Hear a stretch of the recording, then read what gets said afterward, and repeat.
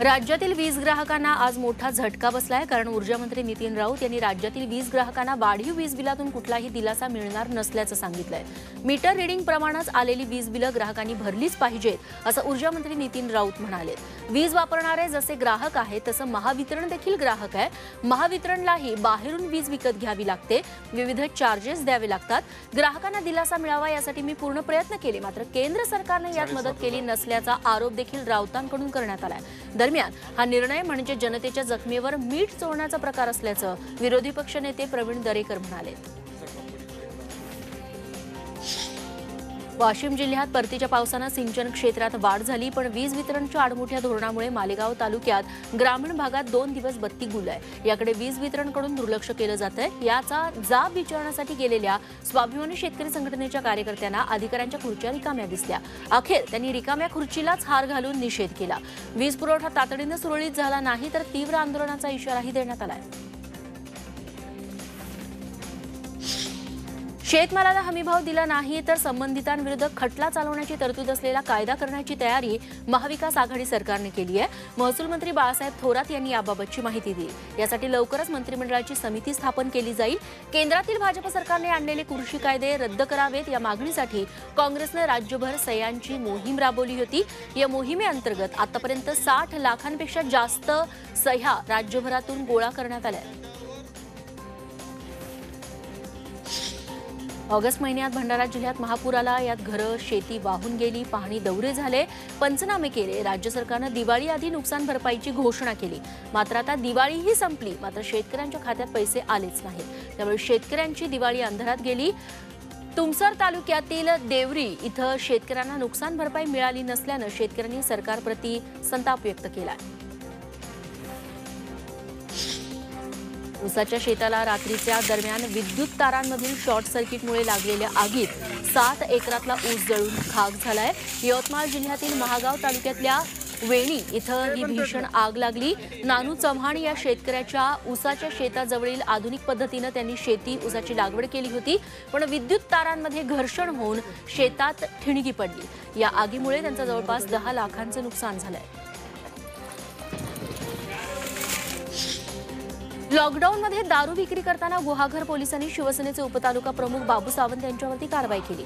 त्यावर गुहागरचे शिवसेना आमदार भास्कर जाधव यांनी आता पोलिसांचा समाचार घेतलाय। पोटा पाण्यासाठी दारू विकली तर काय झालं, तुम्ही पोलीस हप्ते घेत नाही का असं म्हणत मी तुमच्या पाठीशी आहे असं भास्कर जाधव यांनी जाहीरपणे सांगितलं।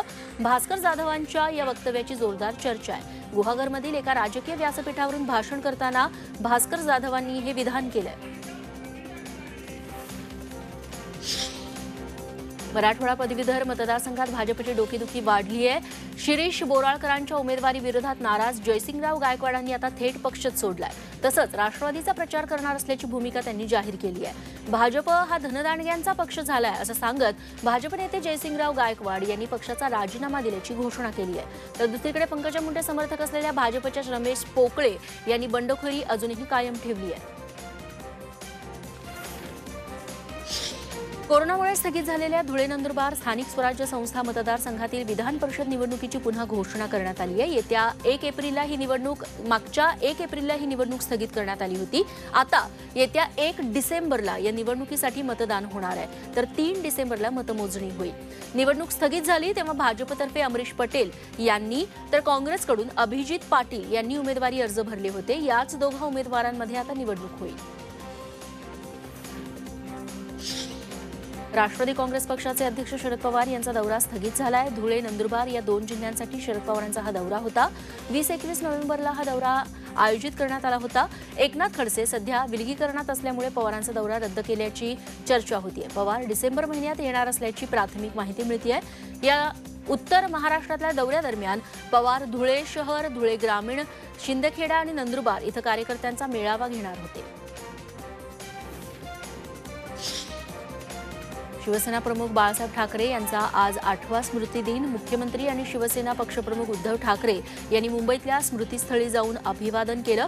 यावेळी त्यांच्यासोबत पत्नी रश्मी ठाकरे, पुत्र आणि पर्यावरण मंत्री आदित्य ठाकरे तसंच तेजस ठाकरेही उपस्थित होते।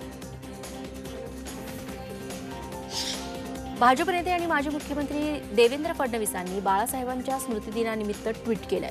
बाळासाहेबांनी सांगितलेल्या विचार आणि विधानांवरच शिवसेना चाललेली आहे असं त्यांनी ट्विटमध्ये म्हटलंय. त्यावरती शिवसेनेनं प्रतिक्रिया दिली आहे.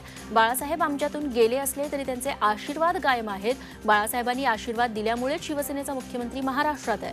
बाळासाहेब हे सर्व शिवसैनिकांचे दैवत आहेत. त्यांनी दिलेल्या मार्गदर्शनावरती आम्ही पुढे चालत आहोत असं परिवहन मंत्री यांनी परब म्हणाले.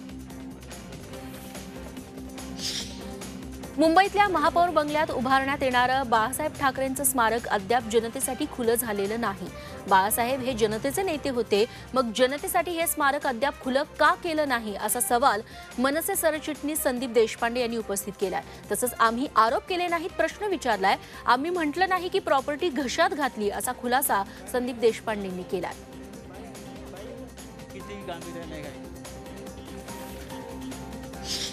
खानदेशात दिवाळीनिमित्त पहिल्यांदाच अहिराणी कवी संमेलन भरलं. धुळे जिल्ह्यातल्या कापडणी गावामध्ये हे संमेलन झालं. विशेष म्हणजे ग्रामीण भागात रंगलेल्या या कवी संमेलनाला भरभरून दाद मिळाली.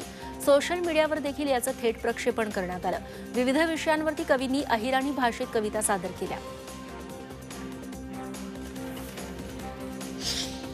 औरंगाबादच्या पैठण तालुक्यातल्या आपेगाव शिवारात शेतात काम करणाऱ्या बाप आणि मुलाचा बिबट्याच्या हल्ल्यात मृत्यू झालाय. सोमवारी रात्री 8 वाजण्याच्या दरम्यान हा प्रकार उघडकीस आला.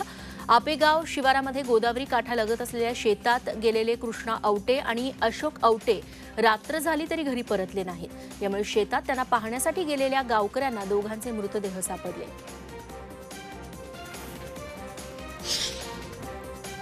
गोंदिया वनपरिक्षेत्रात वाघाची शिकार करून त्याच्या शरीराचे तुकडे करून फेकण्यात आले.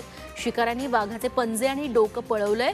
चुटिया आणि लोधी टोला या गावाच्या शेतशिवारामध्ये ही शिकार करण्यात आली आहे. विजेचा शॉक लावून ही शिकार करण्यात आली. रानडुकराच्या शिकारीसाठी हा सापळा लावण्यात आला होता, मात्र यात वाघाचा मृत्यू झाला. घटना उघडकीस येऊ नये म्हणून शिकाऱ्यानं वाघाचे तुकडे करून फेकून दिले. दिल्लीत दहशतवादी हल्ल्याचा कट उधळण्यात आलाय. जैश ए मोहम्मदचे 2 अतिरेक्यांना अटक करण्यात आली आहे. दिल्ली पोलिसांच्या स्पेशल सेलनं ही कारवाई केली. दिल्लीत हल्ला करण्याच्या तयारीत हे दहशतवादी होते. बिहार विधानसभा निवडणुकीसह इतर राज्यात झालेल्या पोटनिवडणुकीतल्या पराभवाचं चिंतन करण्याऐवजी काँग्रेस पक्षामधला कलह वाढवताना दिसतंय. काँग्रेस नेते कपिल सिब्बल यांनी केलेल्या टीकेवरून राजस्थानचे मुख्यमंत्री अशोक गेहलोत यांनी तीव्र प्रतिक्रिया दिली आहे. काँग्रेस पक्षामधील अंतर्गत मुद्दे माध्यमांमध्ये मांडू नका असं अशोक गेहलोत म्हणाले. सिब्बल यांच्या वक्तव्यामुळे काँग्रेसचे कार्यकर्ते दुखावल्याचं गेहलोत यांनी सांगितलं. बिहार निवडणुकीतील पराभवानंतर काँग्रेस पक्षानं विशेष समितीची बैठक बोलावली आहे. काँग्रेस हंगामी अध्यक्षा सोनिया गांधी व्हिडिओ कॉन्फरन्सिंगद्वारे बैठक घेणार आहेत. 2 दिवसांपूर्वीच काँग्रेस नेते कपिल सिब्बल यांनी काँग्रेस नेतृत्वावरती प्रश्नचिन्ह उपस्थित केलं होतं. त्यामुळे या बैठकीत सोनिया गांधी बिहारच्या पराभवाबद्दल काय बोलणार याकडे लक्ष लागलंय. अमेरिकेचे माजी राष्ट्राध्यक्ष बराक ओबामा यांनी त्यांच्या पुस्तकात एक मोठा दावा केलाय. मनमोहन सिंग हे राहुल गांधींसाठी धोकादायक नव्हते, म्हणूनच सोनिया गांधींनी मनमोहन सिंग यांना पंतप्रधान केल्याचा दावा ओबामांनी केलाय. अ प्रॉमिस्ड लँड या पुस्तकामध्ये त्यांनी हा दावा केला. सोनियांना माहीत होतं की वृद्ध शीख व्यक्तीला कुठलाही राजकीय आधार नाही असं त्यांचं मत होतं. सध्या जम्मू काश्मीरमध्ये दोडा आणि किश्तवाड जिल्ह्यात बर्फ पडतोय. त्याचबरोबर मोठ्या प्रमाणात पावसालाही सुरुवात झाली आहे. त्यामुळे वातावरणात गारठा निर्माण झालाय. बर्फवृष्टी आणि पावसामुळे त्या ठिकाणी जनजीवन काहीसं विस्कळीत झालंय.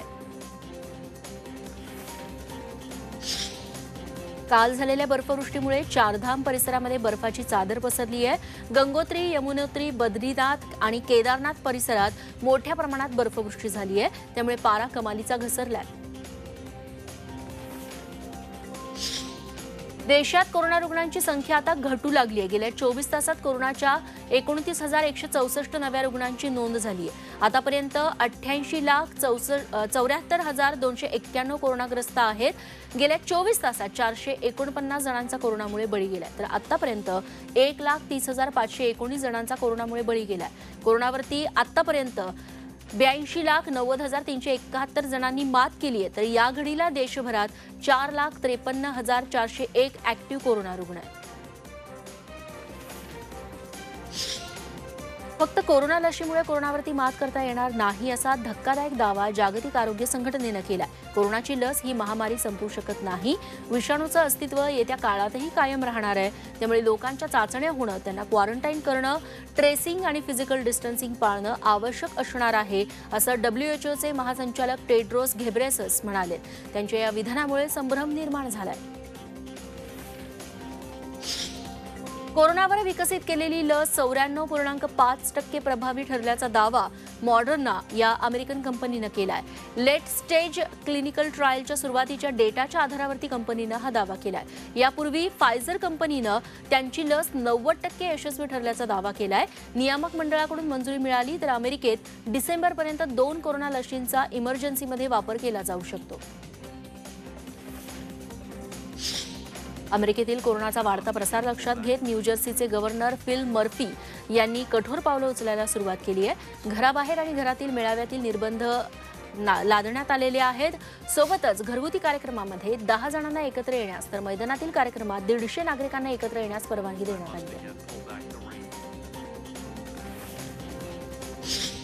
7 वर्षांपूर्वी वेस्ट इंडिजचे माजी क्रिकेटपटू ब्रायन लारा आणि ख्रिस गेल यांनी सचिन तेंडुलकरला एक स्टील ड्रम भेट म्हणून दिला होता. त्याच ड्रमची आठवण सचिन तेंडुलकरनं आपल्या सोशल मीडियावरती एक व्हिडिओ शेअर करत दिली आहे. यावेळी त्यानं ड्रम वाजवून त्या ड्रमची खासियत पण सांगितली.